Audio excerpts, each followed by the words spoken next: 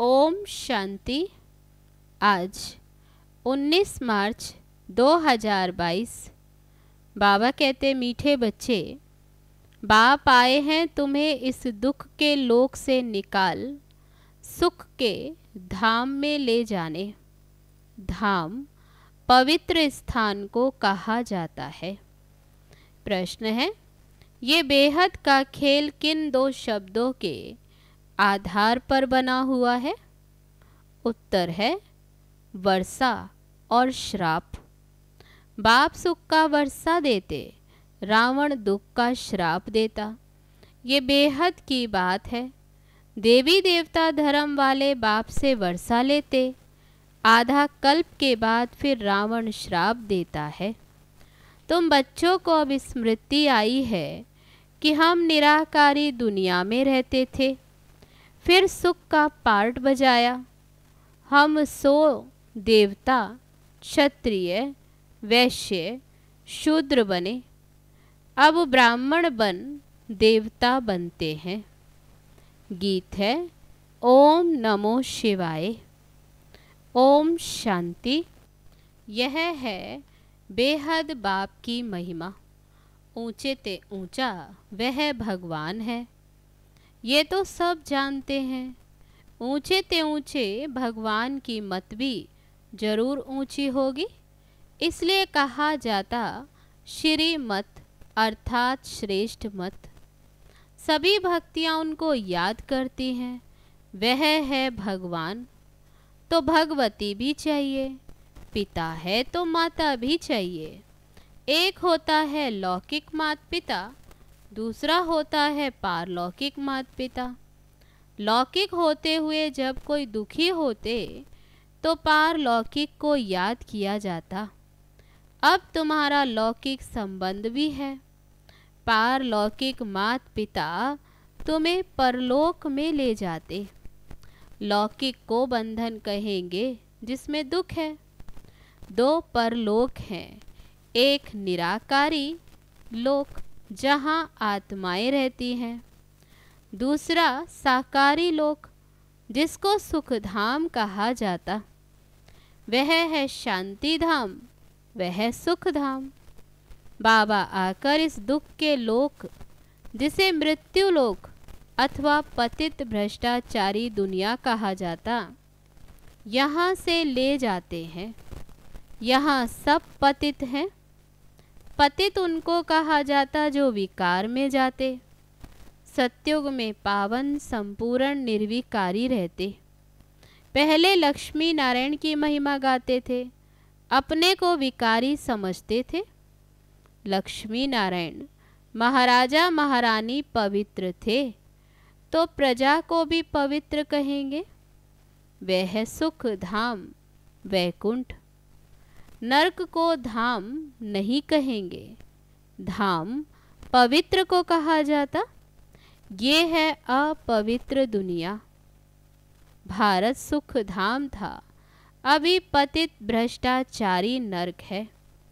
अभी तुमको सुख के धाम में ले जाना है तो जरूर बाप को ही आना पड़े, आकर बच्चों को सुखी बनावे।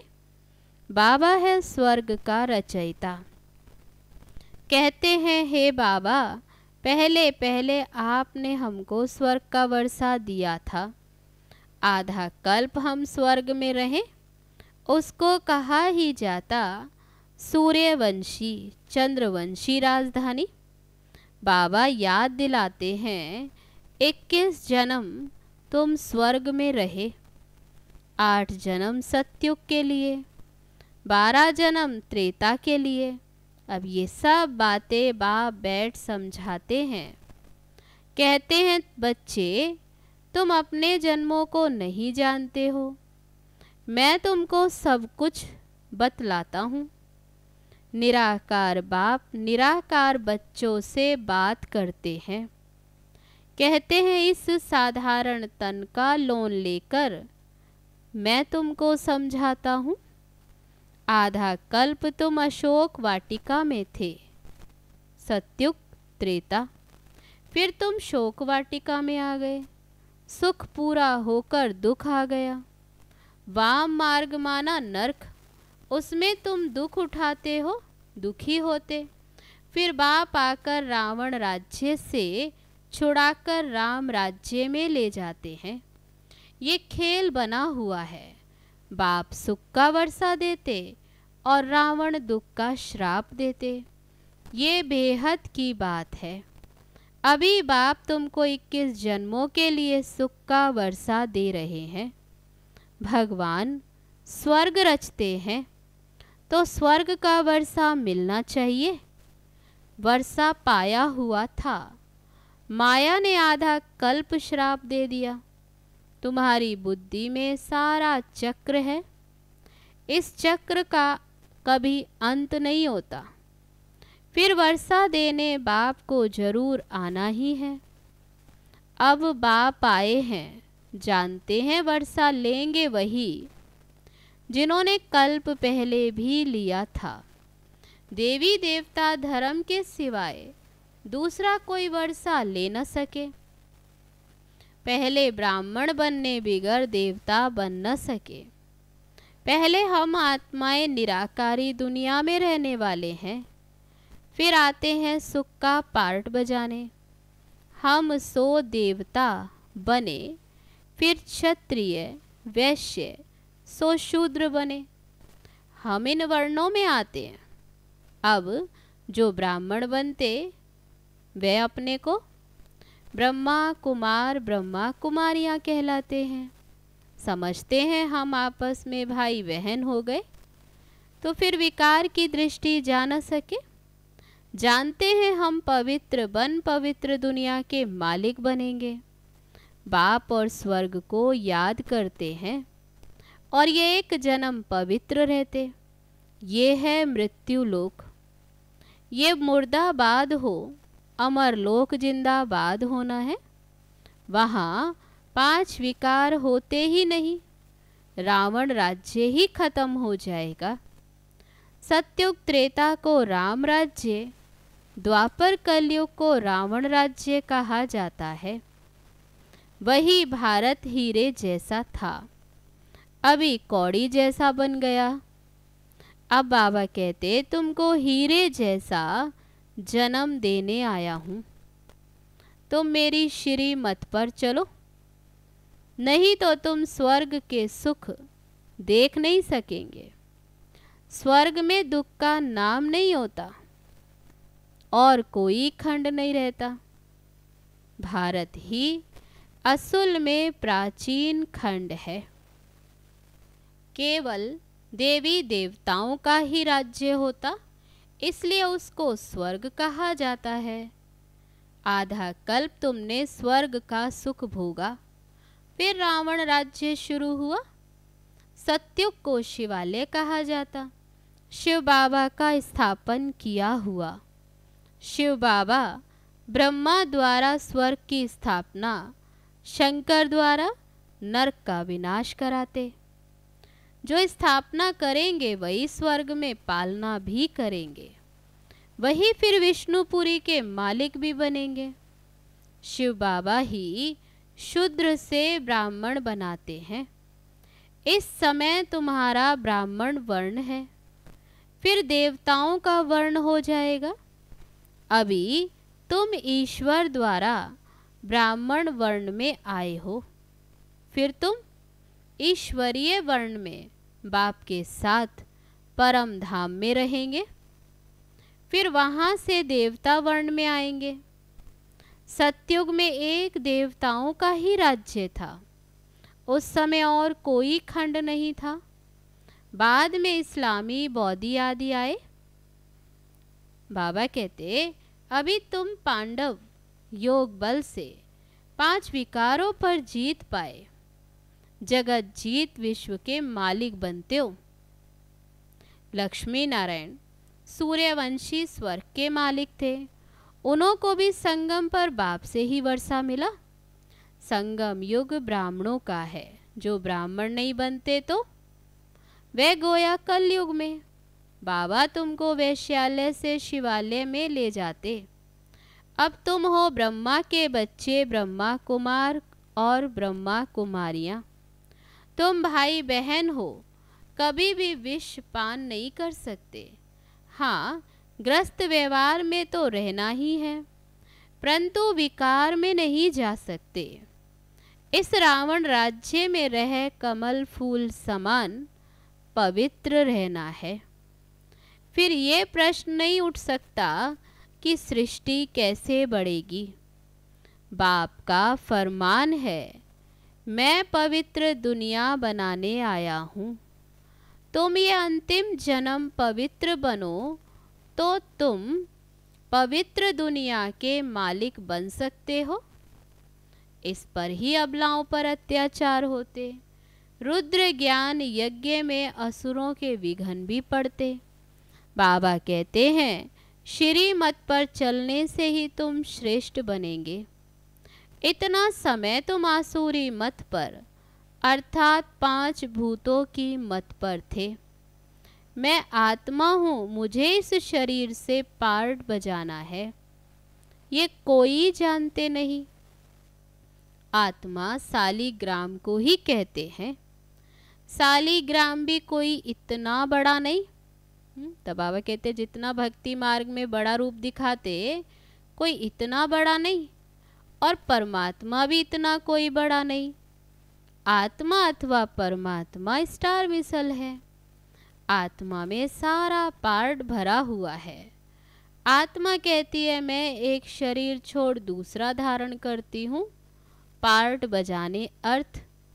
श्री नारायण की आत्मा कहेगी, हम श्री नारायण का रूप धारण कर इतना जन्म राज्य करेंगे। आत्मा में ही सारा अविनाशी पार्ट भरा हुआ है। इनको ही गॉड फादरली नॉलेज कहा जाता। भगवानुवाच, स्पिरिचुअल फादर आत्माओं को बैठ पढ़ाते हैं, कोई मनुष्य नहीं पढ़ाते। ये बेहद का बाप पढ़ाते हैं। तो ये चक्र कैसे फिरता? इस सृष्टि चक्र और रचयिता व रचना की नॉलेज को कोई भी मनुष्य मात्र नहीं जानते। अभी तुम शिवालय सत्युग में राज्य करने के लायक बनते हो। भारत जब लायक था तो बड़ा अक्लमंद थे। अब बाप फिर हीरे जैसा बनाने आए हैं, तो उनकी श्री मत पर चलना पड़े। रावण मत तुमको कौड़ी तुल्य बनाती। तुम जानते हो कि इस दुनिया की आयु 5000 वर्ष है। उसमें ही पुरानी और नई बनती है। सतयुग त्रेता है नई दुनिया, द्वापर कलयुग पुरानी दुनिया। बाप फिर से दैवी दुनिया की स्थापना करने आए हैं। तुम आत्माएं पूरे 84 जन्म लेती हो। आत्मा ही इन आर्गन्स द्वारा बोलती और सुनती है। एक पुराना शरीर छोड़ नया लेती। आत्माओं को बाप ने यह ज्ञान दिया है कि हम बाप के साथ पहले स्वीट होम में थे, फिर हम 100 देवता, क्षत्रिय, वैश्य, शूद्र बने। अब हमारा यह अंतिम जन्म है। हम ब्राह्मण स्वर्ग का वर्षाले देवता बनेंगे, नया शरीर धारण करेंगे। ये चक्र बुद्धि में फिरना चाहिए। पवित्र रहने से तुम स्वर्ग के चक्रवर्ती महाराजा बनेंगे। ये बात उन्हों की बुद्धि में आएगी जो कल्प पहले मुआफिक बने होंगे, नहीं तो बुद्धि में आएगी ही नहीं।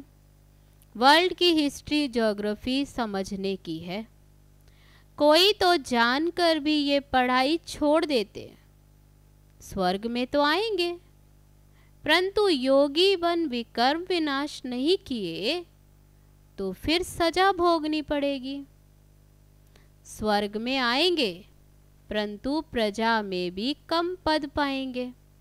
बाबा कहते कोई जानकर भी ये पढ़ाई छोड़ देते तो बाबा कहते स्वर्ग में तो आएंगे, लेकिन योगी बन विकर्म विनाश नहीं किए, जिसके कारण फिर सजा भोगनी पड़ती। तो बाबा कहते स्वर्ग में पहले पावन महाराजा महारानी थे, वही फिर पतित राजा रानी बने। अब तो वह भी राजा रानी नहीं। फिर अभी बाप द्वारा फिर से पावन राजा रानी बन रहे हैं। ये ईश्वरीय नॉलेज निराकार बाप ही आकर पढ़ाते। ये साकार में ब्रह्मा भी उस निराकार से ही सुन रहा है। निराकार बाप बैठ पढ़ाते हैं। इस ज्ञान से ही मनुष्य से देवता बनते। इस ब्रह्मा की आत्मा भी पढ़ती है और बच्चों की आत्मा भी पढ़ती है। अच्छे व बुरे संस्कार वे आत्मा में ही रहते। अच्छे संस्कार होंगे तो अच्छे घर में जन्म लेंगे। पढ़ते पढ़ते फिर नॉलेज भी छोड़ देते। माया अपनी तरफ खींच लेती है। एक तरफ है रावण की मत और दूसरी तरफ है राम की मत। इस अंतिम जन्म में राम की मत पर चलना है। रावण की जीत होने से कभी उधर चले जाते, फिर राम से दुश्मन बन पड़ते। बाबा कहते फिर उनके लिए सजा बड़ी कड़ी है।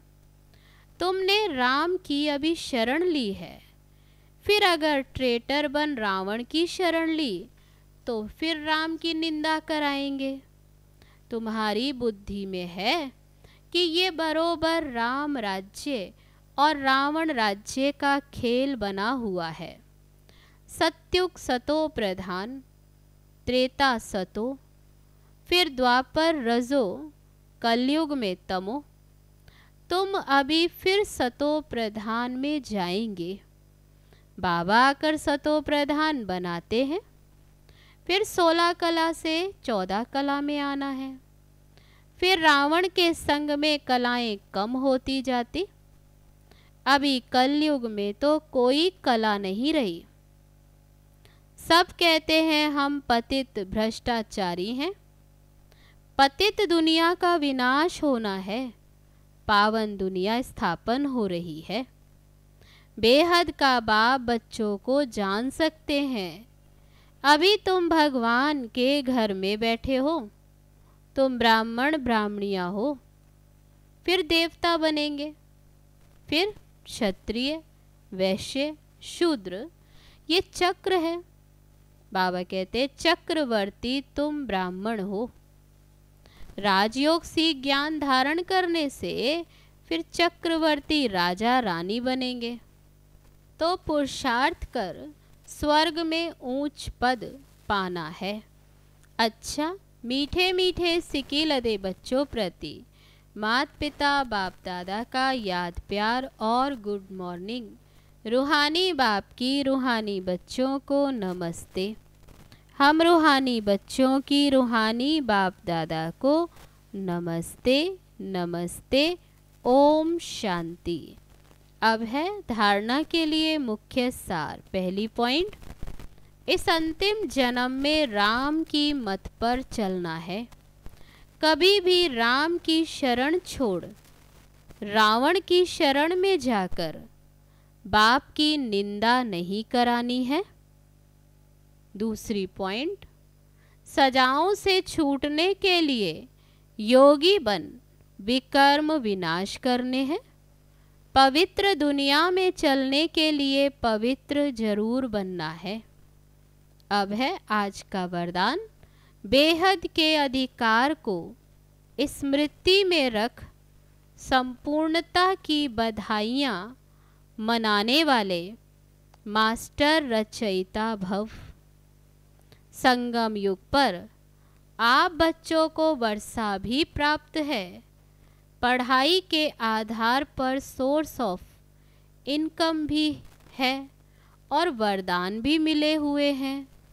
तीनों ही संबंध से इस अधिकार को स्मृति में इमर्ज रखकर हर कदम उठाओ।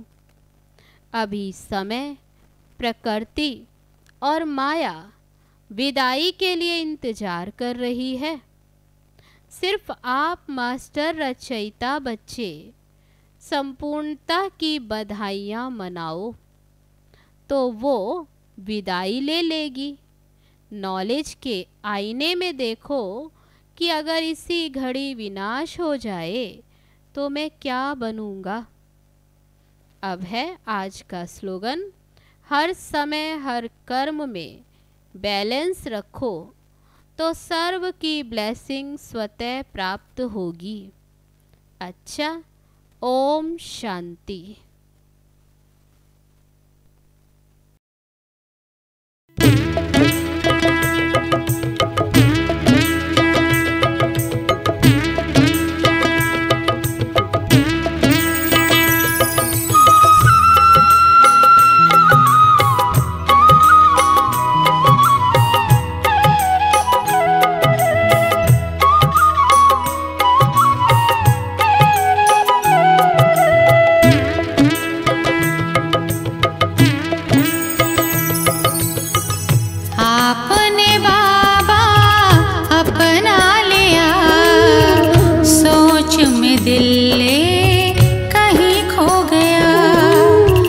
खुशियों से आंखें छलक उठी, प्रेम के आस्क से मन भर गया।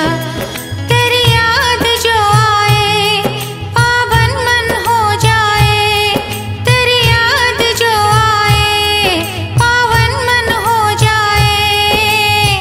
बसे हो सांसों में बाबा दिल के रहा, आपने अपना लिया।